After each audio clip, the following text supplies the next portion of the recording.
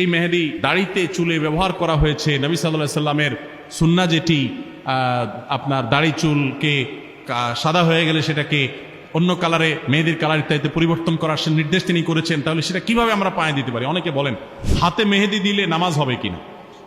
হাতে যদি মেহেদি দেন মা বোনরা, তাহলে সেক্ষেত্রে নামাজের কোনো অসুবিধা হবে না, বরং মেয়েদের জন্য হাতে মেহেদি দেওয়া সুন্নাহ ভালো। নবী করিম সাল্লাল্লাহু আলাইহি সাল্লাম কোন এক নারী কিছু একটা দিয়েছেন পর্দার আড়াল থেকে হাত দিয়ে বা কোনোভাবে, তো নবী সাল্লাল্লাহু আলাইহি সাল্লাম মহিলাদের ওদিক থেকে দেওয়া হয়েছে কিন্তু হাতে মেহেদি নাই, এটা দেখে তিনি আশ্চর্য হয়েছেন যে কোনো পুরুষ নাকি সেখানে, মানে পুরুষের হাত আসলো কোত্থেকে। তখন বলা হলো না, মহিলাদের হাত। তখন নবী সাল্লাল্লাহু আলাইহি সাল্লাম আশ্চর্য হয়েছেন। এই হাদিস থেকে বোঝা যায় মেয়েরা হাতে মেহেদি দেওয়া সুন্নাহ।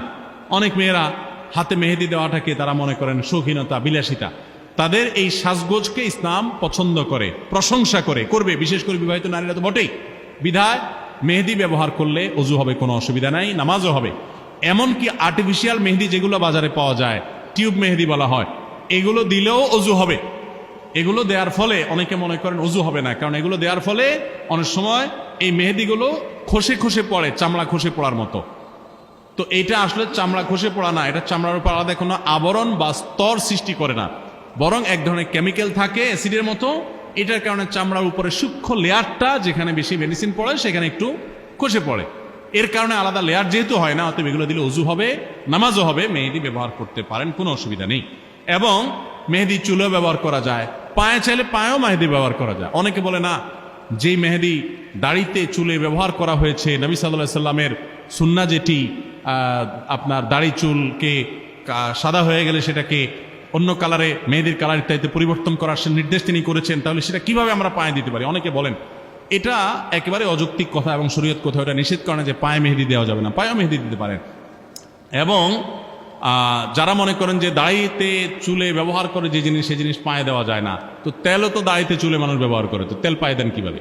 তো এটা যেরকম পারেন মেহেদিও একইভাবে দিতে পারবেন। আবার পুরুষরা অনেকে মেহেদি পরেন, ইসলাম শরীয়ত দৃষ্টিকোণ থেকে এটা অনুচিত কাজ, অনুত্তম কাজ, এটা ভালো কাজ না।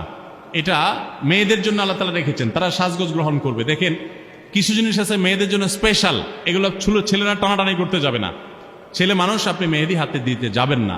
আপনার মেয়ে, আপনার স্ত্রী, তাদেরকে মেহেদি হাতে দেওয়াবেন। আমাদের দেশে অনেক ছেলেরা আছে এই কাম করে। এখন কিয়ামত যত নিকটবর্তী হচ্ছে, ছেলেদেরটা মেয়েরা, মেয়েদেরটা ছেলেরা ধারণ করা শুরু করেছে। ছেলেদের জন্য, মেয়েদের জন্য নির্দেশ করা হয়েছে তারা ওড়না পরবে। এখনো আজকাল বাজারে যে সমস্ত পাওয়া যায় মেয়েদের, অনেক জামার সাথে ওড়না পাওয়া যায় না, ওড়না মেয়েরা পড়তে চায় না, বরং পাঞ্জাবির সাথে এখন ছেলেদের একটা ওড়না দেওয়া হয়, আছে না নাই? তো এগুলো কিয়ামতের লক্ষণ। শয়তান নারী পুরুষের মধ্যে এই ধরনের অস্থিরতা তৈরি করবে, এটা কিয়ামতের আলামত সমূহের মধ্যে থেকে একটি। বিধায় এগুলোর উপর আমাদের সাবধান থাকতে হবে।